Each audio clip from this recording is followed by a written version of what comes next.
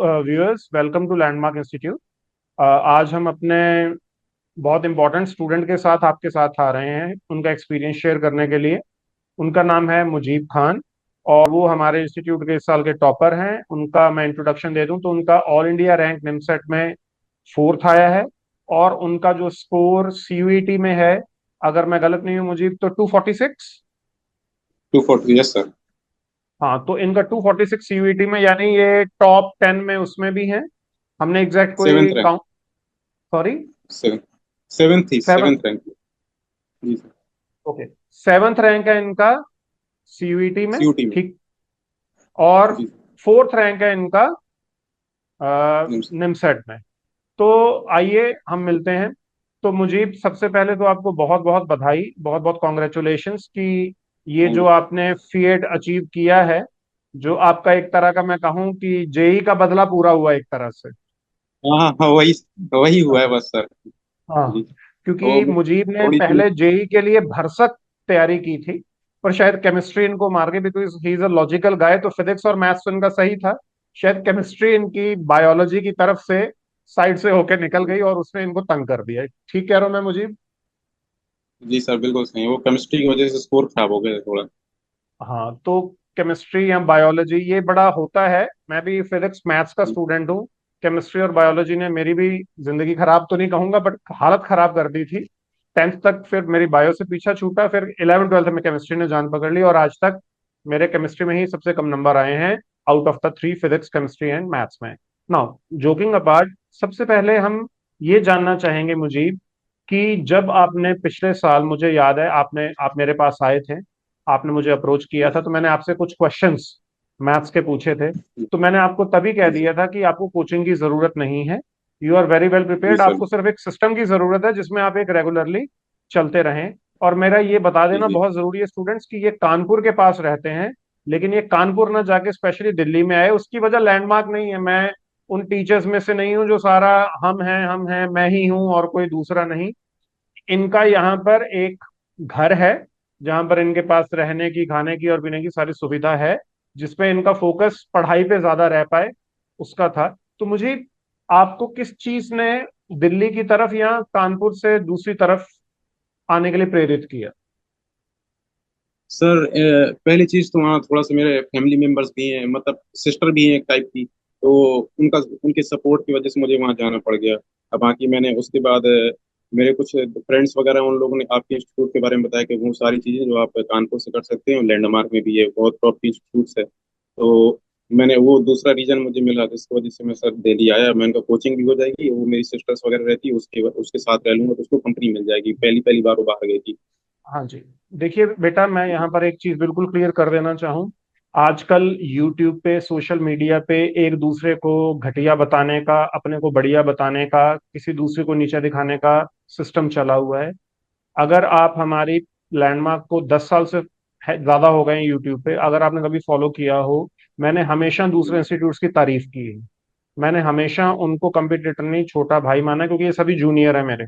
ये जितने भी इंस्टीट्यूट्स जी हैं इन टर्म्स ऑफ एज, मैं इंस्टीट्यूट जी। पहले कौन सा शुरू हुआ वो नहीं, एज में मेरे से छोटे हैं, मैं इनको छोटा भाई मानता हूँ। और इनमें से एक या दो इंस्टीट्यूट ऐसे वाले हैं जो पर्सनली मुझे कॉल करके मेरे से 7 8 साल पहले पूछा करते थे और मैंने उनको इंस्पायर किया है और उनको अपने तरीके बताए हैं। तो I am not into this. अगर ये कानपुर में भी रहते, ये बच्चा इतना अच्छा था, ये कानपुर में रहते, ये तब भी ऑल इंडिया रैंक फोर्थ ले आते। ये लैंडमार्क में है तब भी ऑल इंडिया रैंक फोर्थ लाए हैं। और ये आगे भी पढ़ते तो कहीं पर भी, क्योंकि देखिए, अल्टीमेटली ये स्टूडेंट है जिसने उस दिन परफॉर्म करना है और रैंक लाना है। अब सबसे पहले मैं आपसे ये जानना चाहूंगा कि मुझे, आपको पता है कि दो मेन एंट्रेंस एग्जाम हो गए हैं अब, एक सीयूईटी हो गया है और एक निमसेट हो गया है। कि अगर आपने सेंट्रल यूनिवर्सिटीज लाइक, जैसे कि जो 3 4 5 सेंट्रल यूनिवर्सिटीज अगर जिनका मैं नाम ले रहा हूँ, एक है आपकी दिल्ली, एक है आपकी जेएनयू, एक है आपकी बीएचयू, फिर MMTU, Pondicherry central university and all, उसके लिए सीयूईटी है। और फिर जी अगर आपने एनआईटीज या हैदराबाद सेंट्रल यूनिवर्सिटी में जाना है या आईपीयू में जाना है, तो आपके लिए निमसेट इंपॉर्टेंट आ जाता है। ठीक है। जी। और क्योंकि आप बीएससी बैकग्राउंड से हैं, आपका कंप्यूटर्स का बैकग्राउंड तो ग्रेजुएशन में नहीं था। नहीं सर। हाँ, तो आपने तब भी इतना जो हैविली स्क्यूड पेपर था टुवर्ड्स कंप्यूटर्स, क्योंकि इस बार 60% जो मुझे बताया गया कंप्यूटर्स आया है। तो आपने उसकी हाँ स्पेसिफिकली ऑलमोस्ट। कंप्यूटर्स की प्रेपरेशन कैसे की है, सीवीटी की? सर सर आपने क्या कहते हैं, दिसंबर स्टार्टिंग पे आपने नोट्स प्रोवाइड करना शुरू कर दिया था। आपने टीचर्स क्या कहते हैं क्लासेस लगवाना शुरू कर दी थी। तो सर उन लोगों ने इतना मतलब चीजें इस तरह से गाइड की हैं, और उन्होंने बोला कि मतलब सिलेबस बहुत ज्यादा मतलब वो नहीं है, मतलब वास्ट नहीं, बहुत लिमिटेड है, लेकिन एकदम स्टेप बाय स्टेप इस तरह से चीजें बताएंगे, एकदम आपको सिंगल टॉपिक एक दिन में तैयार करना है। और ये क्या कहते हैं, उन्होंने पैटर्न दिखाया पुराने 8-10 सालों का जो पेपर आता रहा है, पैटर्न दिखाने के साथ साथ उनका ग्रेजुएशन से कैसे अंदर मतलब घुस सकते हैं वो लोग, वो सारी अंदर ग्रेजुएशन से जैसे मतलब जैसे बी इन जनरल बीसीए वाले बच्चे एमसीए के एग्जाम देते हैं, बीसीए से किस तरह के क्वेश्चन किसी भी इस टॉपिक से रिलेटेड किस तरह के और एक्स्ट्रा सवाल कर सकते हैं, मतलब हर पॉसिबल वे में उन्होंने इतना स्लोली एकदम स्टेप बाय स्टेप कोई बर्डन नहीं डाला, 2 से 3 महीने में इस तरह से गाइड किया कि मेरा एकदम मतलब पहली बार लाइफ में मैं डीएसए जैसा शब्द सुन रहा था। आप सर हैरान होंगे, डीएसए शब्द मुझे दिसंबर पता चला, DSA data structure algorithm type की चीज होती है, ऑपरेटिंग सिस्टम होता है कंप्यूटर में। और 3 महीने में इस तरह से सर ने गाइड किया स्टेप बाय स्टेप के, मतलब सर मोर देन 45, मतलब इतना एक्सपेक्टेड नहीं था, मतलब पिछले 4-5 सालों का, अगर हम 6-7 सालों का, जितना भी 4-5 साल से सीयूटी हो रहा है, अगर रिकॉर्ड देखेंगे इस बार सबसे ज्यादा कंप्यूटर क्वेश्चन बैठे, मतलब मोर देन मुझे लगता है 45 क्वेश्चन थे। उसमें ज्यादातर अप्रोक्सीमेटली मोर देन 40 क्वेश्चन मुझसे इजिली मैनेज हो गए थे, तो दैट वाज आउटस्टैंडिंग, मतलब अनएक्सपेक्टेड था मेरा इतना अच्छा चला जाएगा। ओके, तो सर ने जैसे बहुत इन्होंने अच्छी गाइड की। बताया कि जब कोई सब्जेक्ट ना आए तो सरेंडर योर जी सेल्फ टू योर गाइड, या सरेंडर योर सेल्फ टू जी योर मेंटर। क्योंकि एक बात तो मेंटर। समझिए कि मैं ये नहीं कहता हूँ टीचर्स बड़े अच्छे होते हैं ऊपर से आते हैं, लेकिन हमारा जो एक्सपीरियंस है आपसे ज्यादा है। मैं सिर्फ इतना कहूंगा कि जी मेरे में और मुझे में मात्र अंतर है एज का और एक्सपीरियंस जी का। आज की डेट में इनको मैथ्स मेरे से कहीं ज्यादा एमसी एंट्रेंस का आता है, क्योंकि इन्होंने उसको जबर उस पर्टिकुलर को बहुत अच्छे से प्रैक्टिस किया है, बार बार प्रैक्टिस की। देखिए, मैं एक बार प्रिपेयर करके सारा कुछ पढ़ के पोथे पढ़ के पीएचडी करके अलग हो चुका हूं। मैं सिर्फ अब स्पेसिफिक ही पढ़ाता हूँ, लेकिन इन्होंने एंट्रेंस एग्जाम देना किसी भी स्टूडेंट को जो टॉप कर रहा है, पहले 100 रैंक में आ रहा है, उसका मैथ्स उसका कंप्यूटर उस दिन उस मूवमेंट पे सबसे ज्यादा है। क्यों? क्योंकि वो रण क्षेत्र में है। सो कमिंग टू इट, तो सर जैसे मुजीब कह रहे हैं कि अगर आपको कोई सब्जेक्ट आता है बहुत अच्छी बात है, फिर आप अपनी तैयारी कीजिए, अपना वो लगाइए। लेकिन अगर आपका किसी सब्जेक्ट में स्पेशलाइजेशन नहीं है, तो जो आपका मेंटर है, जो भी आपको टीचर पढ़ा रहे हैं, आप उनको सरेंडर करके जो वो बताते हैं वो कीजिए। अदरवाइज फिर आपने कोचिंग लगाई क्यों है? अगर आपने ही भागते रहना है चारों तरफ और अपनी एनर्जी वेस्ट करें, तो कोचिंग किस लिए है? कोचिंग इसीलिए है कि जो काम आपने 100 मिनट में करना है वो 10 मिनट में करा के आपके 90 मिनट बचाते हैं। तो आपके वही हिसाब चीज। से जब आपने अपने टीचर को फॉलो किया तो आपके लिए चीजें बहुत आसान हो गई। वो मतलब मेरा जो है 1-1.5-2 महीने पढ़ने के बाद मतलब फरवरी आते आते इतना अनएक्सपेक्टेड हो गया कि मतलब किसी भी ईयर के कोई भी क्वेश्चन उठाते थे एकदम मोस्ट ऑफ द क्वेश्चंस लग जाते, इक्का दुक्का 1-2 क्वेश्चन हार्डली ऐसे हो गया कि मतलब जो है थोड़ा सा नया हो गया, क्योंकि कंप्यूटर बैकग्राउंड नहीं था, मोस्ट मतलब 99% क्वेश्चन इजिली मैनेज हो जाते, मतलब वो अनएक्सपेक्टेड था। जब स्टार्ट किए दिसंबर में कुछ नहीं आइडिया था कि ये ऑपरेटिंग सिस्टम इसके बेसिक फंडामेंटल्स क्या होते हैं, कैसे काम करता है बैकग्राउंड में, सारी चीजें ये कैसे सॉफ्टवेयर हार्डवेयर मैनेज करता है, नथिंग आइडिया। सर ने स्टेप बाय स्टेप इतना स्लोली, अब मुझे ये लगता है सर इतना कम क्यों पढ़ाते हैं, step by step limited portion पढ़ाते थे, उसके ऊपर क्वेश्चन बहुत देते थे प्रैक्टिस कराने के लिए, उससे रिलेटेड छोटे छोटे क्वेश्चन। 2-2.5-3 महीने में अचानक से इतना सडन चेंज आया कि एकदम कोई ऐसा क्वेश्चन नहीं था, इसलिए निमसेट का कोई भी उठा लो, सीयूटी को उठा लो, जो मतलब 99% क्वेश्चन ना बन जाए। तो सर की गाइडेंस, मतलब उनको इतना अच्छा एक्सपीरियंस है, वो सारी चीजें उन लोगों ने अपने हिसाब से चीजें स्टेप बाय स्टेप डिलीवर की, मुझे मतलब अनएक्सपेक्टेड था मेरे लिए रिजल्ट वगैरह, जो स्टूडेंट्स, मेरा मैं यहाँ परफॉर्मेंस। पर ये आपको बता दूं, ये यहाँ लाना जरूरी है कि जो हमारी कंप्यूटर की फैकल्टी हैं बड़ी अजीब बैकग्राउंड से हैं। ही इज एन जी एमएससी जी फिजिक्स, और फिर जी उन्होंने कंप्यूटर्स में मास्टर्स करके नेट क्वालिफाई किया। देन ही इज अ जी जी लॉयर बताया। Also. Then he is a हाँ लॉयर ऑल्सो। तो वो पढ़ाई का कीड़ा है, उनको अगर कोई भी चैलेंज दे दिया जाए ना कि ये आप नहीं कर सकते, वो मैथ्स भी उठा लेंगे, वो मैथ्स भी करा देंगे। तो कई लोग होते हैं जी ऐसे जो कि बहुत सारी चीजों को कर पाते हैं। I am not that capable. मुझे भी शायद मैथ्स में ही ज्यादा अपने आप को रखना चाहेंगे रादर देन अभी के लिए, बाद में कंप्यूटर। बट सर का जो बैकग्राउंड है, जो हमारे कंप्यूटर्स के टीचर हैं जो मेरे दोस्त हैं, जी उनका बैकग्राउंड है, he hmm, is an MSc physics first. Then उनको कंप्यूटर्स में किसी ने चैलेंज किया कि ये कंप्यूटर आप नहीं कर सकते एंड ऑल। उन्होंने स्पेसिफिकली इग्नू से एमसीए किया, वहां पर गोल्ड मेडलिस्ट बने। फिर किसी ने उनको जी चैलेंज किया, नेट नहीं आप कर सकते, उन्होंने नेट क्वालिफाई किया, और फिर वो लॉयर जी भी हैं, he is a lawyer also. पढ़ाना उनका पेशा नहीं, शौक है। एनीवेज, वी जी आर जी lucky that he is with us. Mujeeb is lucky कि उनको सर की जी गाइडेंस मिली। अब मुझे मुझे जी ये बताइए कि जब आप दिसंबर से मार्च के बीच में पूरी तरह से सीयूईटी के लिए शिफ्ट हो गए, तो फिर जी आपका जी। एकदम से मार्च 15 या 16 को ये पेपर खत्म हुआ, तो आपने कितना टाइम हाँ, लिया और फिर वापस आप निमसेट की तरफ चले गए? जैसे मुझे ये चीज तो आइडिया था कि निमसेट वो कंप्यूटर जितनी पूछी जाती है सीयूटी में उसका सबसेट है आपका निमसेट की कंप्यूटर, मतलब उसमें एक ही चैप्टर फंडामेंटल से थोड़ा सा ऑर्गेनाइजेशन आता है, और वो सारी चीजें सीयूटी में इंक्लूडेड है, थोड़ा वास्ट सिलेबस सीयूटी का। तो मैंने कहा ये मैथ तो मुझे निमसेट में भी काम आने वाली है, अच्छी खासी 120 नंबर की मैथ आती है, सॉरी कंप्यूटर आती है। साथ में रीजनिंग पोर्शन कॉमन था, दोनों चीजें, तो मैंने रीजनिंग कंप्यूटर मैंने एकदम वही फ्लो मेंटेन किया जिस तरह से मैंने जेई में किया था। Sir day by day seat दे रहे थे कि 50 क्वेश्चन, 60 क्वेश्चन, 70 क्वेश्चन, बहुत यहाँ वहां से चारों तरफ के, जैसे आपका कैट के एग्जाम हो गया, कैट के क्वेश्चन ला रहे थे, सीजीएल के क्वेश्चन ला रहे थे, तो निकाल निकाल के डेली 50-60 क्वेश्चन देते थे। तो वो मैंने फ्लो मेंटेन किया। मैथमेटिक्स को मैं ऑलरेडी 10th वो दिसंबर तक मैथमेटिक्स इतनी प्रैक्टिस कर चुका था, सर आपने इतनी प्रैक्टिस करो, और क्या कहते हैं श्री सर ने हमारे इतनी मतलब इतने क्वेश्चन लगवा दिए थे, डेली इतनी बुकलेट दी थी, तो उन्होंने यही कहा था कि जब एग्जाम आने लगे थोड़ा सा सिर्फ मूव करना हो, ये चीज उन्होंने आइडिया पहले दी थी कि कंप्यूटर तक थोड़ा सा टिल्ट होना पड़ेगा बिफोर द सीओटी। तो मैंने दिसंबर तक मैथ ऑलमोस्ट कंप्लीट कर ली थी मेरा, तो बस ये था कि मुझे इतना बस 2-3 घंटे देने हैं, एक चैप्टर डेली रिवाइज करना है, रिवीजन के लेवल पे लेना है। बाकी मेरा थोड़ा रीजनिंग कंप्यूटर पे फोकस बढ़ा दिया था फ्रॉम जनवरी से अप टू सीयूटी पीजी।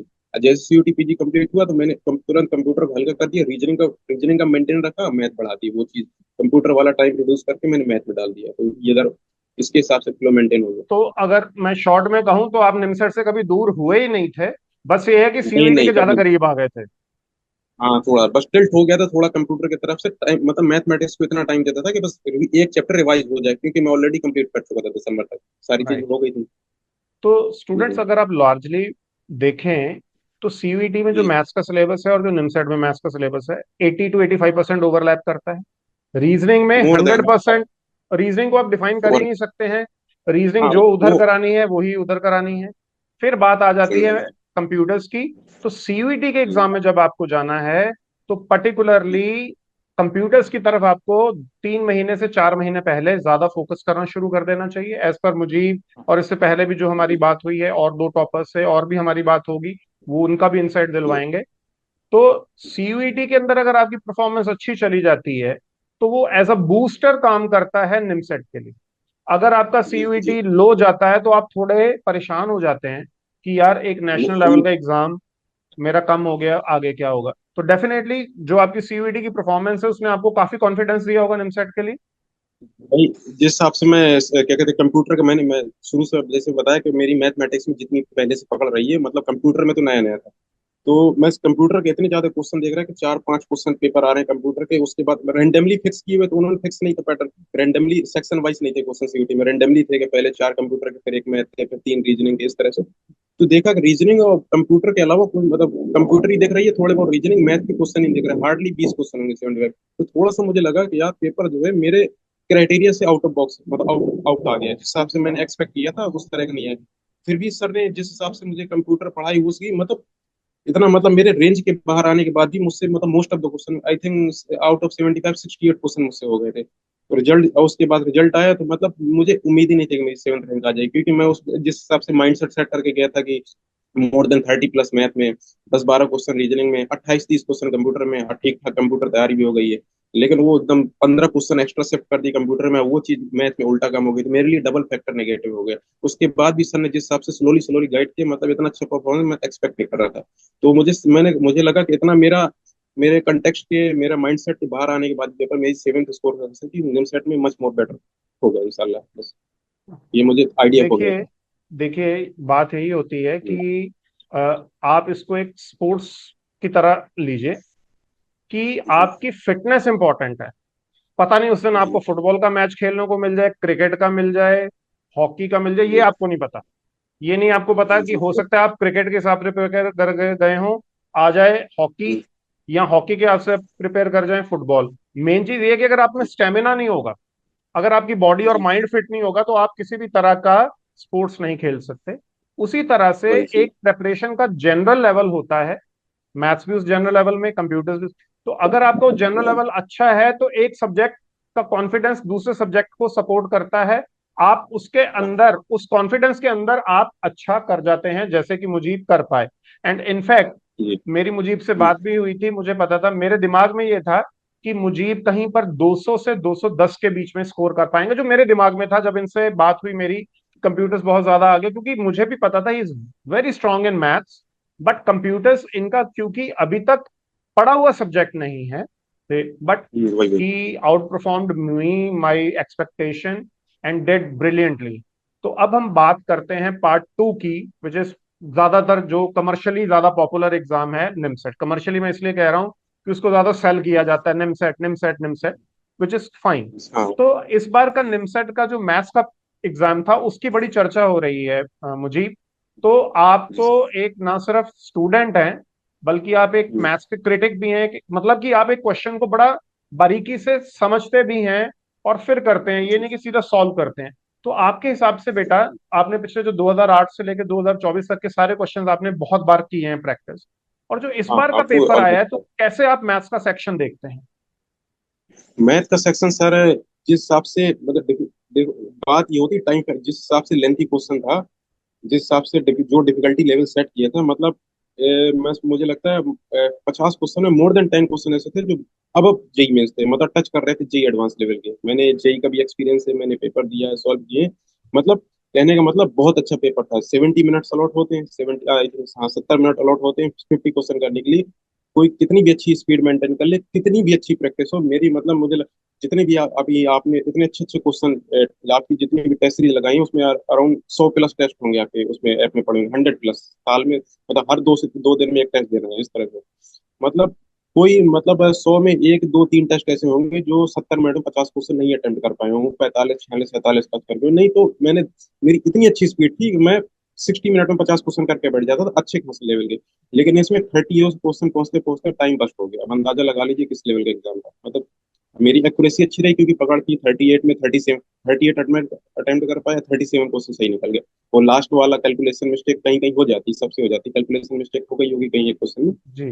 लेकिन मैं जो मतलब मैंने जेई के भी मेंस का पेपर दिया दिया है, जेई की मैंने, आपने इतनी सिंगेज वगैरह रिकमेंड की थी, दिशा की one of the best book for, मुझे लगता है जेई एडवांस के लिए वो सफिशिएंट बुक है।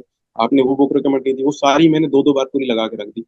तो मैंने सारी चीजें, मतलब मेरा अल्टीमेट ये फीडबैक है सर इसमें कि मतलब 70 मिनट में nothing impossible, next to impossible इस पेपर को सॉल्व करना जो इस बार का मेरे को आया था। मतलब ओके। हार्डली, मतलब मैं एट मैक्स 40 क्वेश्चन किए जा सकते हैं, इससे ज्यादा नहीं किए जा सकते, कोई भी बैठ जाए, इवन टीचर। अब इस बात को समझिए स्टूडेंट, मैं बहुत बार ये हम्म इंटरव्यूज में कहता हूँ, मैं कोई बहुत ज्यादा बाकी इंस्टीट्यूट्स की तरह हम्म बार बार यूट्यूब पे नहीं आता हूँ, या वो मेरे से, इट्स समथिंग, ये मेरा फॉल्ट कह लीजिए या मेरी लिमिटेशन कह लीजिए। I am not that much comfortable in front of camera. मैं सिर्फ साल में एक आधी बार जो हमारे बच्चे सिलेक्ट होते हैं उनके साथ गुफ्तगू करने आता हूँ, क्योंकि वो दोस्ती यारी वाली बात हो जाती है। ये हमारा फ्यूचर फैकल्टी है हमारे इंस्टीट्यूट की, जिससे आप मिल रहे हैं, ये इनको मैंने हैंड ओवर कर देना है, he is our future CEO. तो वो एक अलग बात है। लेकिन हाँ, इस बात को समझिए स्टूडेंट्स, मैं बताऊं, it is not only about selection, it is all about also eliminating, कि ये क्वेश्चन मैंने नहीं करना। अगर आप वो उन 10 क्वेश्चन में फंस गए, अगर आप उन 10 क्वेश्चन में फंस गए जो मुजीब नहीं फंसे, तो सर आज इंटरव्यू में कोई और बैठा होता अगर ये उन 10 क्वेश्चन में फंस जाते। तो वही ये वही। इनका स्ट्रॉन्ग माइंडसेट था मुजीब का, कि इनको 1 मिनट में ही पता लग गया कि भाई साहब ये क्वेश्चन 10 मिनट खा जाएगा, और उसके बाद भी गारंटी नहीं है कि ठीक होगा या नहीं होगा। इन्होंने अपने इमोशंस पे काबू रखा और शिफ्ट किया उन 38 क्वेश्चंस की तरफ जो ये आराम से कर पाए, और जिसमें से 37 या 36 इनके ठीक हो गए। अगर ये उन 12 क्वेश्चंस में उलझते, तो बहुत सारे ऐसे अच्छे बच्चे हैं जो इनके साथ में बराबर, इनके बराबर तो नहीं, इनके आसपास ही थे, लेकिन वो क्यों नहीं परफॉर्म कर पाए? क्योंकि अनफॉर्चुनेटली शायद वो उन 5-6 क्वेश्चन में फंस गए जिनको उनको नहीं फंसना चाहिए था, और उनका मार्क्स जो है ड्रास्टिकली रिड्यूस हो गया। और ये 637 में गए, वो बेचारे 437 400 में पहुंच गए, क्योंकि वही, आप समझिए, 10 क्वेश्चन मैथ्स के 120 नंबर, और अगर आपने वो गलत कर दिए तो 120 तो गए ही गए, प्लस आपके 3 मार्क्स के हिसाब से 150 का फर्क आ गया। तो वो जो जी 150 क्वेश्चंस नंबर। जो मुजीब ने बताया कि वो क्वेश्चन ऐसे थे कि जो 70 मिनट में लग ही नहीं सकते थे, तो इसका मतलब जी इन्होंने तो वो स्मार्टली खेला, उन क्वेश्चंस को तो वो जो छोड़ा जो और उनकी जो तरफ ध्यान दिया जो कर पाए। जी, वो जो रिमेनिंग 10 क्वेश्चन, 10 क्वेश्चन, 12 क्वेश्चन छोड़ के हैं सर, उनके लिए सेपरेटली समझ लीजिए 30 से 40 मिनट चाहिए, 50 मिनट उसके लिए 10 क्वेश्चन नहीं चाहिए, मतलब 4 से 5 मिनट में लगने वाले क्वेश्चन है वो, 1.5 2 2.5 मिनट वाले क्वेश्चन है नहीं। तो उनको मैंने कहा नंबर तो उतने ही मिलने हैं, तो स्मार्टली थोड़ा मैंने थोड़ा कैलकुलेटिव वे में चीजें प्रोसीड की कि वो हमें ओवरऑल अल्टीमेट मार्क्स करना है हमें। मुझे मुझे मालूम है कि मुझे सारी चीजें आती हैं, लेकिन टाइम फैक्टर को देखते हुए मुझे वही चीजें ऑप्ट करनी है जो मुझे मैक्सिमम मार्क्स प्रोवाइड कर दे, वो चीज को छोड़नी है, वो मैं घर में बैठ के कर लूंगा, मुझे मालूम है सारी चीजें क्या है, वही चीज। तो टाइम देखिए इसमें छोड़ने वाला स्टूडेंट्स, बहुत। ये जो है ना, ये कोई भी एंट्रेंस एग्जाम जो ऑब्जेक्टिव टाइप होगा या कुछ भी हो, चाहे केबीसी खेलें आप, ये ना इमोशनल जी होके नहीं निकलते, ये प्रैक्टिकल होके निकलते। अगर ये इमोशनल हो जाता है कि मैं ये क्वेश्चन करके दिखाऊंगा, मैं दिखा दूंगा कि जी मैथ्स में मेरे 50 सही हो सकते हैं, तो आज ये यहाँ ना बैठे होते, शायद इनका रैंक थोड़ा पीछे होता। बट फॉर्चुनेटली इन्होंने अपने इमोशंस पे काबू पाया। जो क्वेश्चंस इनको पता लग गए थे by virtue of his practice, by virtue of his mind, कि जो ये खुद कह रहे हैं कि उन 10 क्वेश्चन के लिए 50 मिनट चाहिए, तो आप समझिए कि 50 मिनट 10 क्वेश्चन में लगाते, उसकी बजाय उन्होंने 25 क्वेश्चन में लगाया और इतना अच्छा स्कोर। मुझे थोड़ा कंप्यूटर का सेक्शन भी इस बार थोड़ा कंट्रोवर्शियल सा आया है इसका, निमसेट का। निमसेट का जिस हिसाब से आप सर पैटर्न देखेंगे लास्ट 8 to 10 ईयर जब से एग्जाम हो रहे हैं, आई थिंक 7 या 8 से एग्जाम हो रहे हैं, उसमें जिस हिसाब से एक दो चैप्टर हैं इसमें, digital fundamentals, organization of computer, तो जनरली मैथमेटिकल जिस हिसाब से निमसेट एनआईटी कंडक्ट कराता है, तो उसका माइंडसेट जो भी बोलते हैं एनआईटी का माइंडसेट, वो मैथमेटिकल चीज ज्यादा पूछता है। आप देखेंगे कि 20 क्वेश्चन में, आउट ऑफ 20 क्वेश्चन में 15 से 16 क्वेश्चन तो सिर्फ डिजिटल नंबर सिस्टम से ही देता था, कन्वर्जन, हम्म। बेस कन्वर्जन, तरह तरह के ग्रे कोड्स वगैरह हो गया, राइट और क्या राइट कहते हैं राइट। लॉजिक गेम्स वगैरह हो गए, और 4 5 थ्योरेटिकल क्वेश्चन ऑर्गेनाइजेशन से उठाता था, क्योंकि वो बहुत बेसिक चीज है, उसका कोई हार्डवेयर, सॉफ्ट हार्डवेयर क्या होती है, तरह जनरेशन वगैरह होगी, ये सारी चीजें आज के डेट में इतनी इंपॉर्टेंस नहीं रखती। आगे डिफरेंट टेक्नोलॉजी, वो पुराना क्या था हिसाब, उससे कुछ खास आउटपुट नहीं है उसका आज के डेट पे। लेकिन इस बार जो देखा है, मतलब मोर देन 10 क्वेश्चन, मतलब ये समझ लीजिए 60 to 70% को ऑर्गेनाइजेशन से उठा दिया, पूरा एकदम सडन चेंज कर दिया। और पेपर का जो क्वेश्चन देने का जो मेथड है, पूरा स्टेटमेंट जैसे होते हैं, एक ही क्वेश्चन में चार चार ऑप्शन दी, एक करेक्ट है, उसमें क्या स्टेटमेंट वाले सारे क्वेश्चन दे दिए, जिस जस्ट लाइक यूपीएससी में आते हैं, चारों स्टेटमेंट है, 1 2 3 आर करेक्ट, मतलब जो रीजनिंग में भी उस तरह के अच्छे क्वेश्चन बनते हैं। तो ओवरऑल एक भी क्वेश्चन थ्योरेटिकल मिस हो रहा है, एक भी ऑप्शन थ्योरेटिकल मिस हो रहा है, तो आप ऑप्शन गलत कर देंगे, क्योंकि उसमें देख रहा है 1 2 3 आर करेक्ट, 1 2 4 आर करेक्ट। इस तरह से थोड़ा, अगर जिसने ऑर्गेनाइजेशन वगैरह थ्योरेटिकल क्वेश्चन अच्छे से नहीं देखा, तो थोड़ा चैलेंजिंग था इस बार, मतलब बाकी हम्म। सालों कंपेरिजन। बट अच्छी बात यह है कि उसका जो इम्पैक्ट इतना नहीं है, क्योंकि उसका मार्क्स 120, देर हाँ आर 15। लगभग वही हाँ, तो उसके 20 हिसाब का। से 160 तो वो इम्पैक्ट उतना नहीं है। नहीं तो अगर वो है, और रीजनिंग का पार्ट कैसा आया था? रीजनिंग का मॉडरेट लेवल का था, कुछ क्वेश्चन इजी थे, मॉडरेट थे, थोड़े बहुत लिमिटेड नंबर ऑफ क्वेश्चन थे, तो थोड़े ठीक ठाक थे, मतलब ये कह सकते हैं 40 में 5 6 क्वेश्चन बहुत अच्छे थे, 20 क्वेश्चन थे एकदम इजी टू मॉडरेट बोल सकते हैं, अपन 10 से 12 क्वेश्चन मॉडरेट लेवल के थे। और तो ठीक क्वांट था, आया था रीजनिंग का क्या? करने वाला। Quant was a part, quant के क्वांट क्वेश्चंस आए थे? क्वांट्स के भी थे, ज्यादा नहीं, आई थिंक ऐसे ही होंगे, रफली 7 से 8 क्वेश्चन होंगे, 7 8 क्वेश्चन, अच्छा। 9 क्वेश्चन, और वो सात आठ बेसिक लेवल के, बिल्कुल बेसिक लेवल। हाँ मतलब कुछ खास नहीं, एक क्वेश्चन थोड़ा ठीक था उसका, रेशियो प्रोपोर्शन वाला, वो तो बेसिक से ही होता है, उसमें कुछ खास नहीं होता, मतलब ज्यादा कुछ खास नहीं, अच्छा। रीजनिंग थी अच्छा करने वाली। राइट।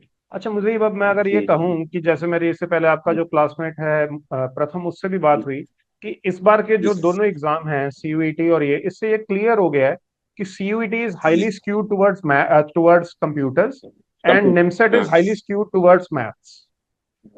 हाँ वही बस, जो इम्पोर्टेंस सीयूटी में कंप्यूटर की, वो इम्पोर्टेंस निमसेट में मैथमेटिक्स की, वो दोनों एक दूसरे की प्लेस ले लेते हाँ, लेकिन ये हैं। मैं क्यों कह रहा हूँ कि जो नॉन जी मैथ्स या विदाउट वीक इन मैथ्स वाला है, वो शायद इस बार का निमसेट लगा ही नहीं पाएगा। क्या कहना है आपका? जी, अगर मान लो जिसकी 12th या मतलब मैथमेटिक्स में अच्छी पकड़ नहीं रही, या 12th में मैथ, इवन मैथमेटिक्स का बैकग्राउंड रहा है 12th में, बहुत अच्छी नहीं थी, एवरेज थी मैथ, या 12th में मैथ रही नहीं है, दोनों ही कैटेगरी की, मतलब दोनों ही कैटेगरी है वो, मतलब उसके मैंने देखा, बात की थी कई सारे बात, हार्डली 10 12 14 15 क्वेश्चन, इससे ज्यादा लगाने वाले मतलब उनकी बस की बात नहीं है। इवन ट्वेल्थ में मैथ थी, लेकिन बहुत अच्छी नहीं थी, एवरेज से, तब भी नहीं लगा पाएंगे, और नहीं थी तो उनका तो बुरा हाल है, 8 8 9 9 क्वेश्चन कर गए हैं। मतलब जिनकी मैथ होनी चाहिए, अच्छी होनी चाहिए, अब बीच बीच में ग्रेजुएशन पीरियड में कुछ ना कुछ मतलब रिलेटेड, मतलब जुड़े रहे, ये नहीं कंप्लीटली ब्लैंक हो गया। तो इस तरह के बच्चों का था कि वो 25 क्वेश्चन, 28 30 क्वेश्चन ये अकॉर्डिंग टू देयर ये कैपेबिलिटी एक तरह करा। से ये एक तरह से as a you can say mentor और एज अ टीचर, मैं मेरे को ये चीज पसंद नहीं है। मैं ये चाहता हूँ कि जी लेवल प्लेइंग फील्ड होनी चाहिए, जिसके अंदर ठीक है जी जी कि जो मैथ्स में अच्छे हैं definitely they should get preference, लेकिन ऐसा भी पेपर नहीं आना चाहिए कि जो विदाउट मैथ्स है वो बिल्कुल ही शुरू के अंदर से एलिमिनेट हो जाए, मतलब उनकी तो दौड़ से पहले ही कह दिया जाए कि आपका फॉर्म गलत भरा हुआ है। वही चीज है सर, इस बार का जो पैटर्न था निमसेट का, उसमें जो मैथमेटिक्स से एवरेज है या वीक है या नॉन मैथ बैकग्राउंड से, वो समझ लो कि रेस से पहली बार हो गए थे, जिस हिसाब से पैटर्न सेट किया, क्योंकि सबसे ज्यादा स्कोरिंग पोर्शन है, 12 नंबर के क्वेश्चन है, और क्या कहते हैं डिफिकल्ट पोर्शन है कि मतलब हर बच्चा नहीं कर पाएगा, तो वो एक मैथ में पूरे पेपर का बड़ा पोर्शन उन लोग के हाथ से निकल गया, तो वो कितना ही कर लेंगे कंप्यूटर में, रीजनिंग में जैसे भी हमारा 30 मिनट बिल्कुल के सही है। लिए। अब जैसे जी आज से 2 साल पहले हमारे एक स्टूडेंट ने शायद 100 to 150 के बीच में रैंक है, वो विदाउट मैथ्स था, पेपर इजी आया था, और उसने अपनी तरफ से मेहनत भी बहुत की थी, पहले एनसीईआरटी की, फिर जेई के कुछ क्वेश्चंस के लेवल तक पहुंच पाया। He was able to score around 280 to 300 in maths without maths background. But मुझे लगता है कि अगर वो इस साल का पेपर दे रहा होता, और वो बहुत अच्छे से प्रिपेयर्ड था, उसने बीसीए में भी बहुत अच्छे से मैथ्स की थी, ग्रेजुएशन में उसने मैथ्स किया था, उसके बाद जब वो मेरे पास आया था तो मैंने उसको अलग से एनसीईआरटी बिठा के करवाई थी और हेल्प की थी, और मैंने कहा था कि तू एनसीईआरटी और उसका लेवल रख, जेई का लेवल ना रख। तो पेपर उस तरह का आ गया था कि उसने उसको सपोर्ट किया था। लेकिन इस बार अगर इस तरह से भी कोई स्टूडेंट प्रिपेयर्ड है कि बहुत अच्छे से उसने अपना विदाउट मैथ्स बैकग्राउंड है तो बहुत अच्छे से किया भी है, तो भी उसके लिए चांसेस बड़े जी ब्लीक हो जाते हैं। हाँ, अगर रीजनिंग, कंप्यूटर और इंग्लिश के 400 में से अगर वो अराउंड 225 to 230 क्वेश्चन, 250 का स्कोर लगा पाया है, और 100 to 125, 150 तक इसमें लगा पाया, तो उसके कुछ चांसेस बनते हैं, नहीं तो उसके कोई चांसेस नहीं है। अनफॉर्चुनेट है, बट ये रियलिटी है। हाँ, इस बार कह सकते हैं कि थोड़ा मैथ वालों के लिए था ये पेपर, जो मैथमेटिक्स बैकग्राउंड से, पेपर उन्हीं के लिए था, जो थोड़ा मैथ में वीक है तो सिस्टम आप जिनका, अब उनके लिए मान मतलब। लीजिए अब मान लीजिए कि अगर जी कोई स्टूडेंट है जो इस साल आपको देख रहा है, मुझे सुन रहा है, और वो विदाउट मैथ्स बैकग्राउंड जी है, तो उसको क्या जी करना चाहिए कि अगर वो इस लेवल के लिए पहुंचना चाहता है, तो उसको क्या करना चाहिए कि ठीक है, मैं अगर ये कहूं कि उसको आपकी तरह 400 नंबर नहीं लेने हैं मैथ्स में, 450 नहीं लेने हैं, लेकिन चलिए हम एक 200 का बेस मान के चलें, तो इतने भी मार्क्स की गुंजाइश थी या नहीं थी कि एक जो विदाउट मैथ्स वाला जो एनसीईआरटी पहले कर ले, धीरे धीरे थोड़ा अपना लेवल बढ़ा ले, तो इतनी तो आई थिंक रही होगी गुंजाइश की 200 तो कोई भी ले सकता है इसमें। अगर मान लो नॉन मैथ बैकग्राउंड से मतलब कोई भी आइडिया नहीं है, तो स्टार्टिंग मतलब मैंने बच्चों को देखा है जो नॉन स्पेशली जो नॉन मैथ बैकग्राउंड से, वो हमेशा जो है हायर हायर मतलब हायर लेवल पे तुरंत स्विच करना चाहते हैं, उनके फंडामेंटल्स क्लियर नहीं है, बेसिक चीजें क्लियर नहीं है, थोड़े मतलब फॉर्मूले थोड़ा सा थोड़ा एडवांस फॉर्मूले होते हैं, कैलकुलेटर जैसे इंटीग्रेशन के डिफिकल्ट फॉर्मूले हो गए, तो फॉर्मूले नहीं याद, उनको मेमोराइज नहीं है, और वो डायरेक्ट जेई लेवल की किताबें मैंने देखा कि सिंगेज की बुक खोल के बैठे हैं, दिशा की बुक लगा के बैठे हैं, और भी मल्टीपल रिसोर्सेज है, फिजिक्स वाला की डिफिकल्ट कोई एडवांस वाली बुक, कोई पीडीएफ वगैरह खोल के बैठे हैं, और उनके बेसिक फंडामेंटल जैसे मैंने क्वेश्चन पूछे कुछ बच्चों से, बेसिक चीजें नहीं, तो ये उनका भ्रम है कि हम बड़े क्वेश्चन सॉल्व कर दे रहे हैं, जैसे कोई पर्टिकुलर क्वेश्चन उन्होंने किसी वजह से सॉल्व कर दिया तो हमारी मैथमेटिक्स अच्छी हो गई, या हम मतलब इजिली निमसेट क्रैक कर देंगे, वो नहीं। मैथमेटिक्स में डिफिकल्टी मतलब नथिंग, आपके फंडामेंटल्स क्लियर है, कैलकुलेशन छोटा या लंबा हो सकता है, आउट मतलब अगर आपके फंडामेंटल्स क्लियर हैं और उसको how to implement the formula, how to implement question पढ़ करके, how to write the question, ये बेसिक स्टार्टिंग फेस होता है मैथमेटिक्स का। अगर क्वेश्चन पढ़ के, थ्योरेटिकल क्वेश्चन पढ़ के एक एक क्वेश्चन कैसे लिखनी है, उस पर कौन सा फॉर्मूला इंटीग्रेट करना, ये स्टार्टिंग में चीजें क्लिक कर रही है, आप कैलकुलेशन फिर इट्स जस्ट अ कैलकुलेशन, उसमें कोई आपकी इंटेलिजेंस नहीं लगती, इट्स जस्ट अ कैलकुलेशन। तो डिफिकल्टी लेवल कुछ नहीं होता है मैथमेटिक्स में, बस आपके फंडामेंटल्स, उसी पे ध्यान नहीं देते नॉन मैन बच्चे। ओके, अब ये ध्यान से सभी सुन लें, नॉन मैथ्स, विदाउट मैथ्स, जी विद मैथ्स, वो जी fundamentals are of the most important. मैं इसका एक बहुत आपको अच्छा एग्जांपल दूंगा। इट इज जस्ट लाइक कि शो ऑफ में आप मर्सिडीज तो उठा के ले आए घर पे, ठीक है, लेकिन जी पेट्रोल चलाने के पैसे नहीं है आपके पास। अब आप रो रहे हैं कि हम पेट्रोल कैसे डालें। तो जो उन्होंने कहा, जैसे हम करते हैं हमारे इंस्टीट्यूट में स्पेसिफिकली, इनको पता है, हमने एक टीचर मैथ्स के लगाए हुए थे, ये 3 मैथ्स टीचर के अंडर पड़े हैं, मी, सरी sir and Sachin sir. Sachin sir was specifically assigned NCERT, कि आप पहले 11वीं 12वीं की एनसीईआरटी हाँ कराइए, तब हम बच्चों को आगे। तो ये एक टॉपिक को 2 2 बार, कई बार 3 3 बार भी पढ़े हैं। एक बार पहले एनसीईआरटी, फिर मैंने या सरी सर ने वो टॉपिक लिया, फिर रिवीजन के अंदर एडवांस लेवल। तो ये हमारे इंस्टीट्यूट में फॉलो किया जाता है। मैं कोई बहुत बड़ाई नहीं कर रहा हूँ, लेकिन अगर आप विदाउट मैथ्स बैकग्राउंड है, तो जैसे इन्होंने बताया मुजीब ने, बेसिक्स पे टिको, एनसीईआरटी को बहुत अच्छे से जम के कर लो। मैं आपको गारंटी दे सकता हूं कि अगर आपने समझ लिया कि एनसीईआरटी में क्या, कर ली नहीं, समझ लिया कि एनसीईआरटी में क्या है, पेपर कितना भी टेढ़ा आ जाए, आप इतना स्कोर जरूर लगा पाएंगे स्टूडेंट्स विद मैथ्स बैकग्राउंड और लो इन मैथ्स बैकग्राउंड, कि आपका एनआईटी में सिलेक्शन हो जाएगा। And if you played smartly on your day, आप टॉप 100 में भी पहुंच जाएंगे। ये मैं आपको अपने एक्सपीरियंस के साथ कह रहा हूं। अब हम थोड़ी सी बात करते हैं पार्ट 3 की, कंट्रोवर्सी, जो आपके लिए और जी मेरे लिए है। जी। मुझीब, आपकी फोटो किसी जी और, आप पहले ये बताइए, पूरे के पूरे जो हमारे ये सुनने वाले हैं, क्या आपने पूरे साल में कहीं जी और कोई भी कोर्स पढ़ाने के लिए, पढ़ने के लिए कहीं भी ज्वाइन किया है? सर, इनके पास जो इंस्टीट्यूट मेरा मिसयूज कर रहे हैं फोटो का, उनके पास अगर कहीं भी सिंगल प्रूफ हो कि मैंने इवन सिंगल लेक्चर उन लोगों का लिया हो, तो वो मुझे शो कर सकते हैं। I am ready to accept.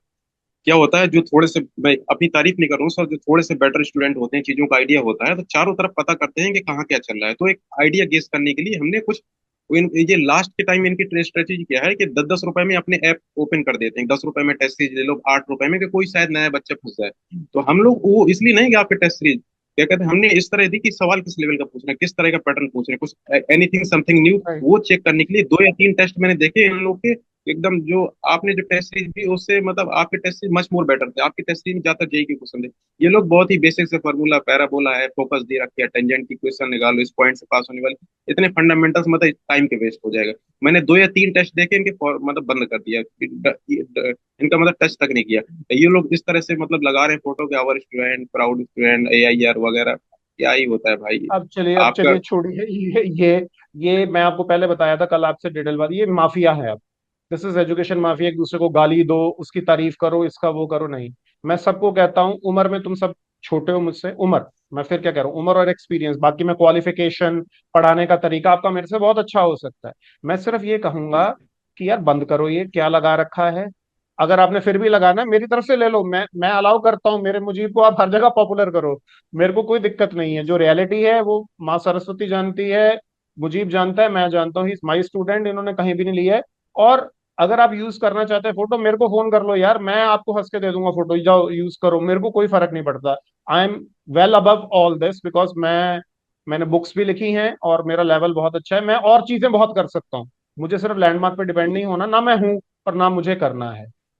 तो अब तो मैं मेंटर के रोल में आ गया हूँ ज्यादा। और मुझे, मैं फिर आपको कहनी, हमारी फ्यूचर फैकल्टी है, इसके साथ तो अब ये मेरा बेटा है अब, ठीक है, कि फ्यूचर में आपको यही पढ़ाने वाला है। मैं तो अब अपनी बैक सीट ले रहा हूँ। नेक्स्ट जनरेशन को पास कर देना चाहिए। कितना पढ़ाएं यार, 30 साल हो गए पढ़ाते हुए, और कितना पढ़ाना है। मुझे now coming to last thing, आपका एक मुझे ऑनेस्ट ओपिनियन दीजिए कि आपका लैंडमार्क पे एक्सपीरियंस कैसा रहा, अबाउट आर मेथड्स, आर वो जो भी आप ऑनेस्टली बताएं। सर, जो क्या कहते हैं, आप लोगों ने जो मैथमेटिक्स डिलीवर की, मतलब according to the importance in NIMCET, mathematics जो आपने डिलीवर की, मुझे लगता है कि इवन सफिशिएंट फॉर जेई। जिस हिसाब से आपने स्टार्टिंग, जैसे सचिन सर लेकर के आए, उन्होंने पूरी रीजनिंग कंप्लीट, ओ सॉरी, एनसीईआरटी 2 से 3 महीने में पूरी एनसीईआरटी स्टेप बाय स्टेप सारी कंप्लीट कर, बच्चों के फंडामेंटल्स क्लियर हो।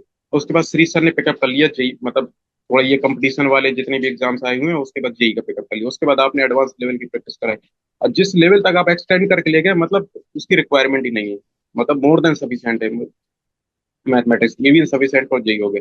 रीजनिंग में सर जिस हिसाब से, मतलब मुझे पहले लगता था कि reasoning sir to the point बहुत लिमिटेड चीजें पढ़ाते हैं, वही सेम जिस तरह से मुझे लगता था कि कंप्यूटर में बहुत लिमिटेड। लेकिन जो टू द पॉइंट, मतलब लिमिटेड नंबर ऑफ कॉन्सेप्ट बताते थे, उससे मतलब उनके एक कंसेप्ट से 50 सवाल बनते थे।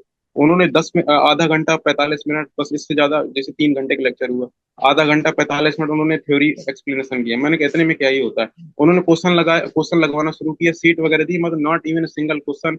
It can be from SSC CGL, it can be from CAT, not even a single question जो हमसे ना बनता हो, तो वो मुझे काफी सरप्राइजिंग लगा। मतलब मुझे लगता था कि बहुत कम पढ़ा रहे हैं, मैं थोड़ा स्टार्टिंग डिसअपॉइंट हुआ, लेकिन जब मैंने उसका आउटपुट देखा similar in like in computer, तो मुझे मतलब मोर मतलब अनएक्सपेक्टेड था मेरा। तो वो मुझे वो चीज़ बहुत अच्छी लगी। मतलब सर की मतलब गाइडेंस समझ, वो मतलब एक्सपीरियंस समझ लीजिए चाहे जो समझ लीजिए, उनका एकदम इतना लिमिटेड चीजें देते हैं लेकिन इतनी अच्छी तरीके से देते हैं। आप 4 कंसेप्ट से 400 सवाल लगा सकते हैं उनके।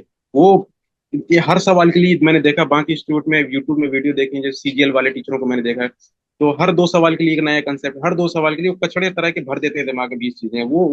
वो चीज फॉलो नहीं की मुझे, वो चीज बहुत अच्छी लगी, बहुत लिमिटेड एकदम आउट परफॉर्मिंग चीजें। जो चाहिए, जो चाहिए, ये जो चीज मुझे बहुत चाहिए।